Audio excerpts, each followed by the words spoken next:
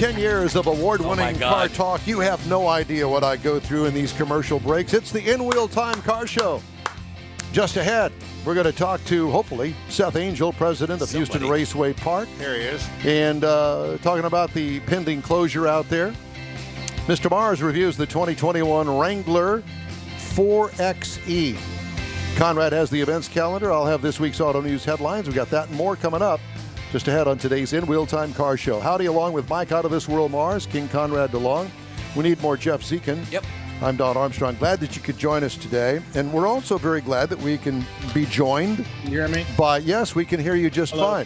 fine. Talking to Seth Angel. So let's just get him right on the money, shall we? There he is. Hello, Seth Angel. It's good to see you, buddy. Good morning, guys. Pleasure to be on. Well, I guess you've had tons of phone calls. Everybody in America is going, what in the world is going on? You're closing Houston Raceway Park. Where are we going to go drag racing? So you have to fill us in. What's the story? Tell everybody about it.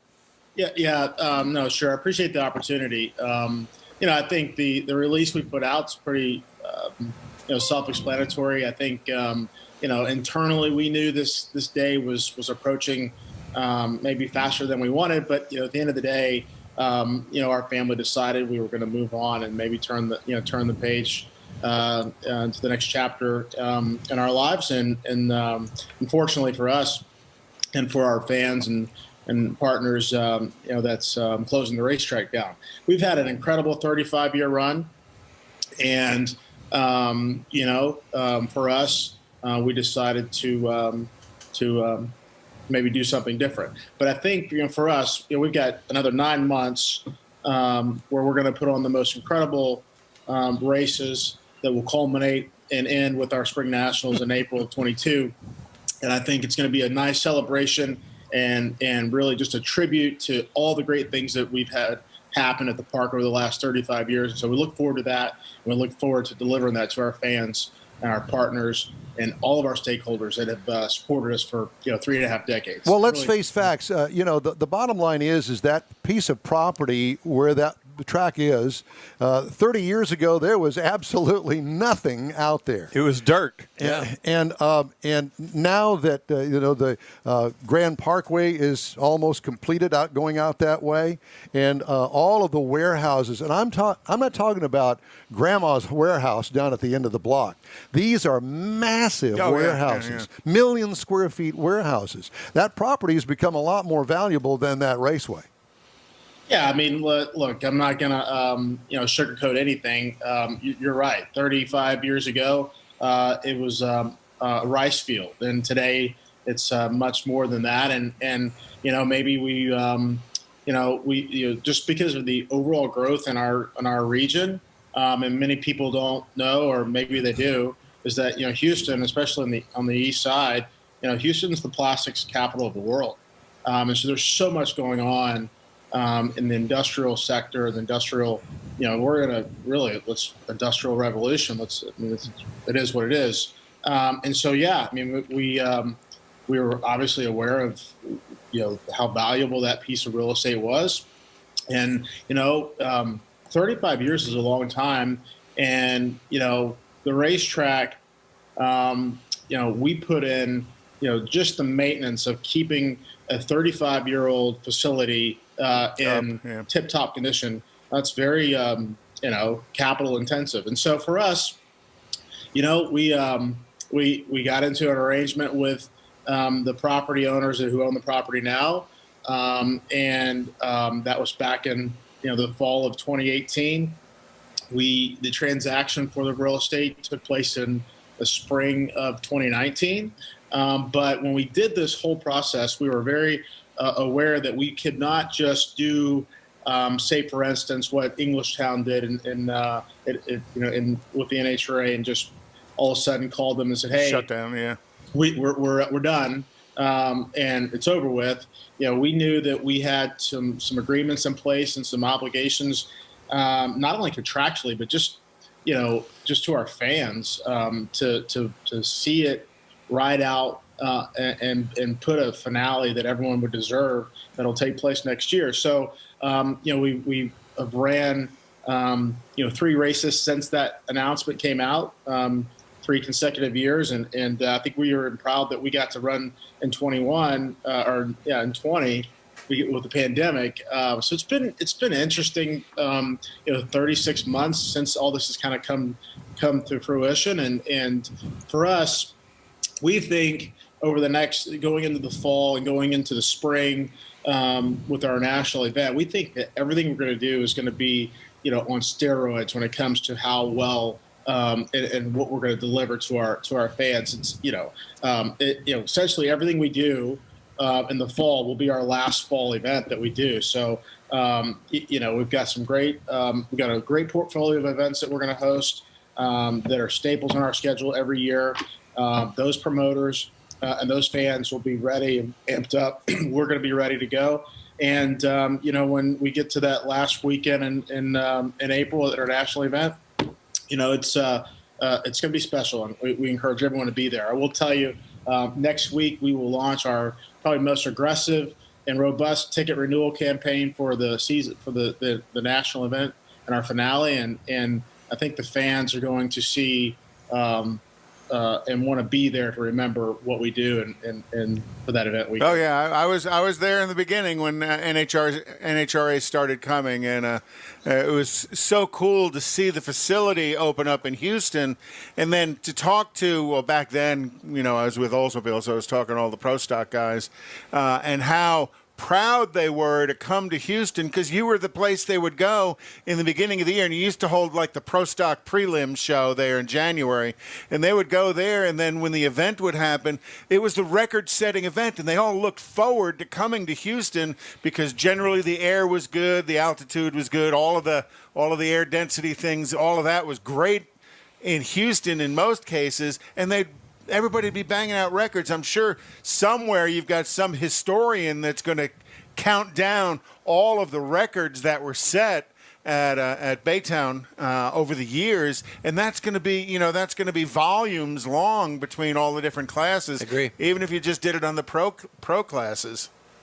Yeah, no, you're absolutely right, and even in the release we put out, a little over a week ago, we made mention of some of those highlights and those key things that have taken place, and there's so many more that we couldn't mention because, as you just said, the list is so long, and so these next 9 months will be a tribute to all these things that have taken place over the years, and look, we're to say that we are. We're sad is an understatement. This is going to be a massive change in the landscape of motorsports in Houston, and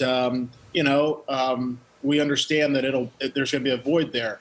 I would not be surprised. Look, people ask, well, where are you going next? Were y'all building another racetrack? And the answer is no, we're not building another racetrack. But I would not be surprised if someone somewhere in our region will make that investment. Have you had somebody contact you yet and say, "Hey, Seth, will you help us open up another racetrack"? No. I think you want me to make that phone call? And I have 2 questions beyond that. Go. Look. So I think Houston is obviously the 4th largest city in the country. It's got an incredible fan base. And so people were like, well, if you're saying all these great things, well, why are you closing it down? And time to move on. We don't own the property anymore, and it's going to be developed, and that's the short clip. That's part of that growth, though, that Houston has. Because it's happened to other places where racetracks, even small airports, have been squeezed out because of the growth. Right. It's time to. Because as residential moves in around you, they all fuss about the fun 100,000 people are having out at the track listening to the nitro cars go. And I have 2 questions. Yeah. And if you were to take a kind of aerial shot and look at the racetrack and look what's happened around it, and just maybe kind of snapshot, 2 years ago, 4 years ago, 8, you would be amazed at what you would see and what's built around you. And not only industrial that is coming in and and I wouldn't call it pushing us out, but industrials, obviously you can clearly see these 1 million square foot infrastructure, buildings going up. But if you look even just north of us along Kilgore Parkway, there's residential apartments that are going in. There's residential neighborhoods going in. And so, look, I have to deal with it every day. Right. I can feel pressure from our cities and from the county and from the residents, the people who live around there. It's becoming harder and harder to do what we do without these restrictions and guides in place to say, look, you can only run this late, you can only be this loud. And so as we move on in the next year, 2, 3 years, for us, even if we were still there running, it's becoming extremely hard to just do what we do and not, bother or interfere or create a lot of, heartache in the community. For, the neighboring residents. Seth, I've got 2 questions for you. Number one, what are you going to do beyond this when that date finally comes? Second of all, what about that Christmas tree? You want to donate that Christmas tree there to In Wheel Time? We'll put it here in the studio. What happens to all the infrastructure at the track itself? Well, let me answer your second question first. So, look, there is obviously a large amount of inventory and infrastructure that can be removed and taken somewhere else. I.e. grandstands, as you mentioned, the Christmas tree. And it's been interesting, the phone calls and emails that I've gotten. Everybody wants the Christmas tree, so I don't. So I think that's spoken for. Look, I think we'll do some cool stuff with that. And I'm not going to rule out we would auction off for some charity and do some cool things with it, because that's a part of Texas history that I think would be pretty special to maybe auction off. Who knows? But yeah, look. So what happens to everything? It gets taken down. All the buildings get taken down.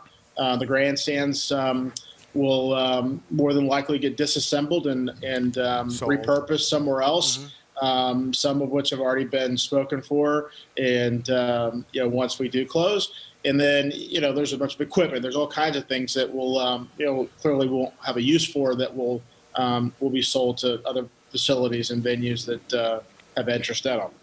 So that's number one, or the second question. The first question is what am I going to do? Great question. I'm 39 and I feel like I'm in the prime of my career, and so I'm certainly not done. I would not rule out staying in the motorsports arena in some fashion. I'm fortunate that I've got a great family support system around me, and so I've got time to do that. And I'm sure I'll land somewhere and contribute as best I can. Well, you got a whole bunch of racers that love you, and I've known you a long time. Let's just leave it at that. Since you first started coming around, and we started coming around out there to Houston Raceway Park, so I know that you're going to land somewhere special, and it's going to be just right for you. And these are friends and family that you just don't lose, because anything motorsports, anything to do with family, cars, they are family. They might not be direct family, but they certainly are, Stan Holt. I mean, the list goes on and on. We know so many people in the sport, and they all love you, and we know that things are going to go well. But the focus now is to get it all the way to April 24th, and at 5 o'clock, hopefully, when that event comes to an end. And I got a feeling it's going to be a great celebration, and what a week that's going to be for you.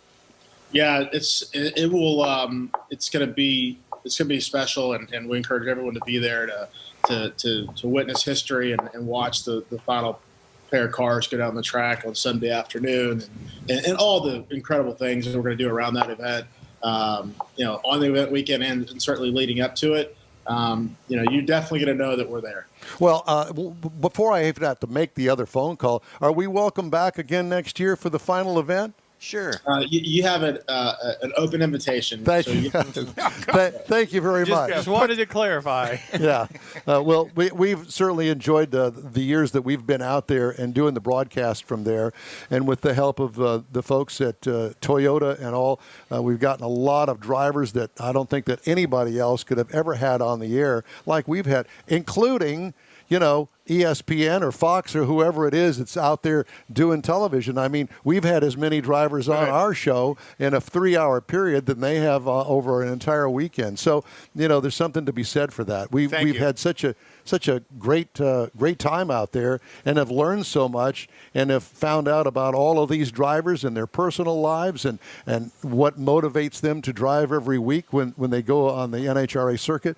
It's been a real experience for us as well. Well, we've enjoyed having you guys, and it's an honor to be able to have you guys host your show there and interview these great drivers and just talk about motorsports and do what you guys do. You guys do an incredible job.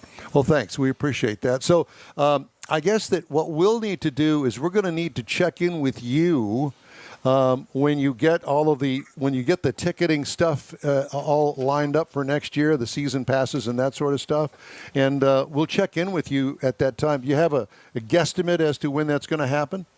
Yeah, so I think we will launch officially next Wednesday our season ticket holder renewal campaign that'll take place over for a month, and then tickets go on sale to the public in mid-September. And so we'll get that all sent over to you guys, and you'll start seeing a lot of stuff on social and on our website here in the next week. And we'll keep it up on ours as well to help support you. Yeah. Well, Seth, it's great to talk to you, and we'll let you get back to your weekend, which you always deserve, and we appreciate you, man. Thank you. Appreciate you guys. Thanks very much. All right. Thank you, Seth sir. Angel, president of the Houston Raceway Park, and what a guy. Yeah. I was out there at the first NHRA event, and what a great facility. Do you remember, it was probably back when you were racing, they had a problem with water seeping through the track at the concrete to asphalt transition. Yeah. Mm-hmm. And it was like Friday night it was an issue. Saturday they put some kind of plumbing underneath it and, just what they do for a living and got it to drain so that Sunday there wasn't any issues. But how quickly they reacted to something they weren't sure was an issue at the track. Or just popped up. Yeah. Yeah, and it was so last Monday or Tuesday, we were actually sent over to the racetrack, and because the TV station wanted to do some video, and I got to shoot some video from there, and it was pretty spectacular, I think. But I didn't. You don't realize when you're there how close the bay actually is. It's like a mile and a half down the road. That's it. Down 99 till you hit the bay. That's sea level right there. Yeah. If that track is 2 feet above sea level, I'd be surprised. I thought it was like 15 feet. I don't know, man. No. But that's what's made the track's performance historic. Yeah. Because lots of records. I remember there was a point in time where some event was going on. I was hanging out with a couple of guys, and they said, the air is like 300 feet below sea level right now. And they were just banging out records in nitro and naturally aspirated cars because the air was that good. That is going to be impossible to replace. Yeah. It will, Good but point. it's like he said, it's time to move on. Oh, yeah, for sure. Somebody's going to come along. There's always a new time. Yep. Hey, I did want to mention to you, if you'd like to get in touch with us, shoot us an email. The address is info@inwheeltime.com. Send us anything, and Mr. Mars will have it on his computer the next day. Because he has to handle it. Exactly. All right, time now for the events calendar, and Conrad's got that. Oh, boy. There's plenty of events. Summertime, here we go. Yep. Well, again, every weekend is Nifty 50s tonight at Grogan's Mill, Kemah Car Meet down in Kemah. Tomorrow is Houston Cars and Cocktails at Little Woodrow. There you go. Cocktails. And then also tomorrow is Cars and Cocktails Founders Meet at the Kirby Ice House on Memorial. So that should be, and I'm going to assume that's going to be a pretty high-level cars, Lambos, Ferraris, kinds of things. Also, 20-year-old Corvettes. I was thinking the same. 20-year-old Corvettes. And then also tomorrow is Extreme Off-Road and Performance. They're going to have their meet from 11 a.m. to 2 p.m. And then Friday nights is at 99 and 59. And 59, which, Randy, we were talking about that earlier, and that's Up every on the Friday north night. side. Up on the north side of 59, and that is generally a huge meet. I'm talking 150, 200 cars. So Because there is a 99 of 59 on the southwest side, too. is there a 99 Yeah. on the south side? Just to be clear, he's on the northeast side. Oh, that's right. There is. There's a Cabela's or a Bass Pro Shop or something down there. No, Academy. So Whatever. All right. Well, are you done? Well, and then July 31st is the Cold Spring Car and Truck and Bike Show at the Cold Spring Community Center. All right. Well, I've got one. Oh. I ran across this. Don't ask me how I got it, but it got sent to Don at In Wheel Time. Tickets for the second annual Chattanooga Motor Car Festival, now available for purchase. 3-day event, October 15th through the 17th in Chattanooga, Tennessee. Awesome. That would be an awesome road trip. Okay? The festival combines a road rally, a street race, concours d'elegance into one amazing family-friendly weekend. Guests will also enjoy a wide variety of additional activities, including car club gatherings, panel discussions, and other boring entertainment events like that. Concert on the main stage Saturday night, legendary charity cruise-in on Saturday, displays of historic Ferraris and other marquees. Marquise. Automobilia vendors, family-friendly activities for all. Proceeds go from the Chattanooga Motor Car Festival, support neuroscience research through 50 Plus Foundation, whatever.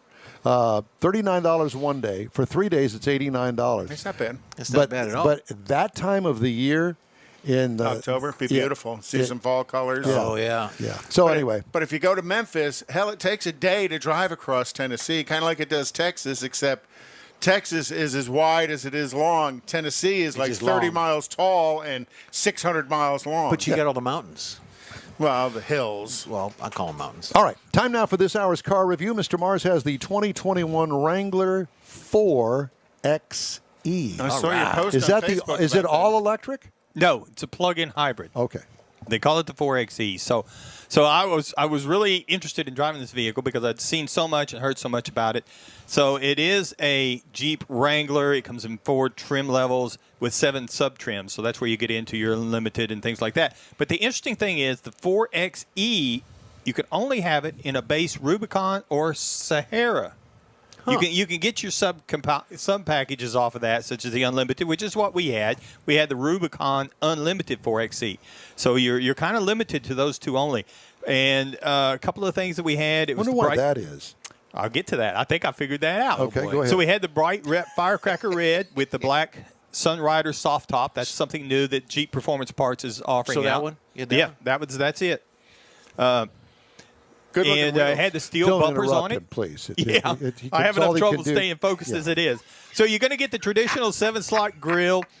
This thing does have a vented hood. One of the shots later on kind of shows that, but you've got the LED lighting all the way around. You've got the automatic headlights, heated side mirrors. So it's a full off-road trail-rated package that you're going to get with this vehicle. 17 by 5 by 7-inch wheels, steel bumpers. And if I was going to change anything as far as the way it looks, nothing. I just make it easier to take the doors off, take the top down. But you get to the interior. So we had the leather interior seating because we had the Unlimited in the Rubicon package. And we had the heated front seats. We had the 7-inch gauge package. We had the 8.4-inch cluster or center stack monitor where we had our Uconnect and all our convenience controls, our 4G hotspot. We had some USB ports. We had the Alpine premium audio system, and it's got speakers kind of mounted to the roll bars and stuff, so it will fill this vehicle up. And you can take the doors off of it, and you could just blast it out all over the neighborhood or when you're on the beach where we were. Now, you get up under the hood, so this is where it gets real interesting because it's a plug-in hybrid. So it does have a 2.0-liter turbo that produces 375 horsepower. 4-cylinder turbo. Yes. 375 horses. It's backed by the 8-speed transmission. They use it in a lot of things. It's a rock-solid transmission. 375 horsepower out of 2 liters. Yes, That's sir. a lot. No, that's got to be combined with the No, electric. it It's a is, turbo. it is. No, it's combined with No, the electric. no, 300. No. That's combined with You're the going to make me electric. double-check that, but in my notes, that's what I wrote down. Yeah. Okay. No. So the 8-speed automatic. Now, the thing is, the EV range on it, the battery's mounted under the seat, and with the 14 gears in it, it's 22 miles on the EV range. That's all it is. And 14 gears. 410. 14 gears in the Oh, rear. and 410 Yeah. gears. That's the Needville twang. Yeah, my knee belt. Anyway, so I thought at first, man, 22 miles, it's, where are you going to go? So I drove it around town a couple of days. First couple of days I got it, and I used up that. So by the time we got to the beach, it got to the sand to take the pictures and stuff, I didn't have much of the EV left at all. So, but I kind of figured after having the other one for a week, that lifestyle change we talked about last week, if you look at this, the way I see it, you go off-roading. That's where that torque from that EV engine, the EV setup comes in. Because on the sand, in the E, I had to figure out I had to lighten up my foot because there was so much torque there, it would spin the tires a lot easier than it would on a gas engine. So I had to adjust my driving. That's right. Blame the truck. No. Once I adjusted my driving, it wasn't a problem. So I can see driving to your off-road spot, then switch to the EV, which you can't do now. I'm hoping to fix that. And then use the EV for the off-road, and then you drive out of it on your regular gas engine. So, Birkenstocks. yeah, and here's a picture. Here's a picture of where you can plug it in. It's just like most of the regular plug-in hybrids. You can plug it in, charge it up. And I will say out on the highway, it does have that Jeep truck-like ride, but it's so much smoother than it was in the previous generation. It will see speeds that you normally don't see in a Jeep. No problem. Now, if you're looking for something to compare this to, you might look at the Toyota 4Runner or even the new Ford Bronco or the Land Rover Defender, but they don't have the E portion of it is the problem, to be able to go and do these kind of things that this does. So it's kind of out there in the front of it now. So the base Jeep Wrangler Unlimited is $42,200 to start with. Now, but wait a minute. Let's clarify that. That's the Unlimited. Yes, because that's not the base Jeep. Well, it's the base Unlimited, because what we were driving is an Unlimited model. So let's try to compare. Point, yeah. So, and the reason I did it that way is our base test vehicle for the Rubicon Unlimited 4XE is $51,695. So it's about a $9K bump to step up to that to the EV hybrid is what I'm trying to get to. Well, that plus you also stepping up to the Unlimited version. Well, but I was going the base unlimited to an unlimited, so that the only thing you're doing is for it. So it's about $9K to go to the 4XE. But then again, we had some other things. So our MSRP as tested was $61,265. So it's a step out there. And they will sell every one they build, and people will be waiting in line for them to build more. Well, that's the great thing about Jeep is they live in a world by their own because, you talked about all those other vehicles that compare to it, but they really don't. No, they don't. And that's what I'm saying by looking at that lifestyle where I'm going to drive my ICE, my internal combustion engine, to my off-road point, get the benefit of having the two electric motors and having all that torque, and then I'm going to drive my gasoline engine home. I can see that. I didn't realize it at first, but after I drove it for a while and realized that would be great. That's the way to do it. Hey, the In Wheel Time Car Show streams on Facebook, YouTube, Twitch, and InWheelTime.com. Podcasts are available at your favorite podcast provider. In Wheel Time Car Show continues right after this quick break. Let me tell you about a locally owned and operated group of dealerships called Bayway. Bayway owner Daryl Wisniewski is born and raised right here, and he knows Houstonians better than anyone. Bayway Chrysler, Dodge, Jeep, and Ram, Bayway Lincoln, and Bayway Chevrolet are managed by Lincoln Stahl. And when you get to know these guys, you'll want to become part of the Bayway family, too. Feel good that you're part of Houstonian-owned Bayway Chrysler, Dodge, Jeep, Ram.com, BaywayChevrolet.com, and BaywayLincoln.com. Remember the name, Bayway. Tailpipes and Tacos, Houston's premier monthly car cruise-in returns Saturday, August 21st at 2 Loopy Tortilla Mexican restaurants in Katy and inside the Loop on the Southwest Freeway near Kirby. Tailpipes and Tacos is free and everyone is invited. You'll see collector cars, hot rods, customs, magnificent originals, and resto mods at 2 locations.